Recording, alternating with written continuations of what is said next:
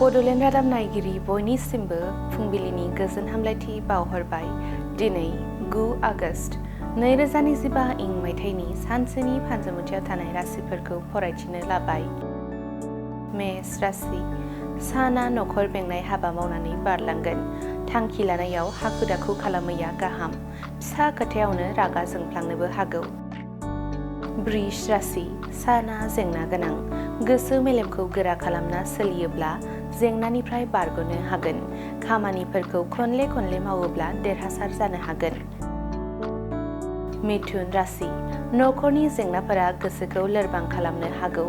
इसोरनि सायाव फोथायनाय लाखिनानै गावनि हाबाखौ गाहामै मावफुङोब्ला थासारिया गाहाम जागोन। कर्कट राशि। मेंनो रोङै हाबा मावनायनि फिथाइखौ मोनफुंनो हागोन।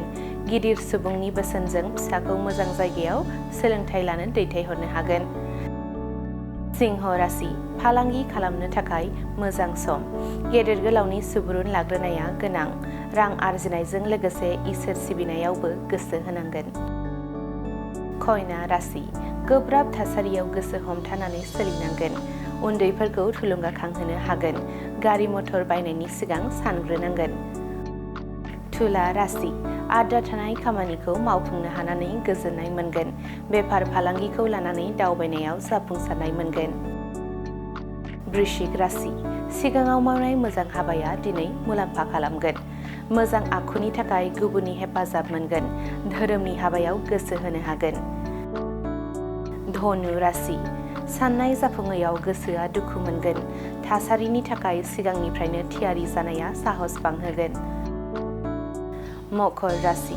थाबथानानै थानाय रांफोरखौ मोनफिननो हानायनि राहा मोनगोन। गोनांथि जायोब्ला लोगोनि मददबो मोनगोन। कुम्भ राशि। साना मोजां गाज्रिनि गेजेराव थागोन। खस्थ' खालामोब्ला धोन आरजिनायनि खाबु मोनगोन। फालांगियाव जौगानो हानायनि खाबु दं। मीन राशि। लाइमोनफोरा गावनि जिउ राहाखौ लानानै जिंगासिगोन। गावनि आखल आखुजों गुबुननि गोसोखौ बोनो हागोन। गोदान हाबा हुखायाव आखाइ होनो हागोन। दिनैनि राशि फरायथिनाया एसेनोसै। बेजों लोगोसेनो दिनैनि साना बुहुमनि साफ्रोमबो सुबुंफोरनि थाखाय गाहाम जाथों बेनि थाखाय बड'लेण्ड रादाब नखरनि जानानै इसोरनि खाथियाव आरज गाबनाय थाबाय। गोजोन्थों।